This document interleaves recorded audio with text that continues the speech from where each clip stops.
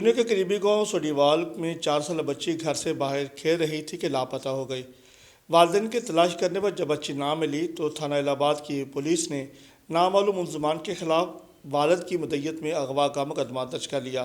D P او قصور نے بچی کی بازیابی کے لیے خصوصی ٹیم تشکیل دی اور پولیس نے پیشہ ورانہ کارروائی کرتے ہوئے ملزمان کا سراغ لگا کر بچی کو بحفاظت قصور سے بازیاب کرا لیا اور اس میں ملوث خاتون سمیت 2 ملزمان کو گرفتار کر لیا، جس سے تفتیش جاری ہے۔ پولیس جب بچی کو والدین کے حوالے کرنے گاؤں پہنچے تو بچی کے ورثاء اور اہل علاقہ نے پولیس کی کارکردگی پر خوشی کا اظہار کرتے ہوئے پھول کی پتیاں نچھاور کی اور شاندار استقبال کیا اور پنجاب پولیس زندہ باد کے نعرے لگائے۔ ڈی پی او قصور طارق عزیز سندھو نے الہ آباد پولیس کی کارکردگی پر شاباش دیتے ہوئے تعریفی اثرات دینے کا اعلان کیا ہے۔